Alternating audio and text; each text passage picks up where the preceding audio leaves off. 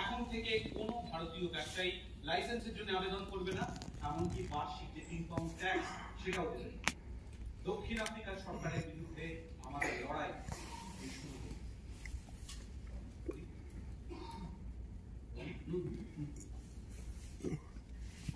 আমি এত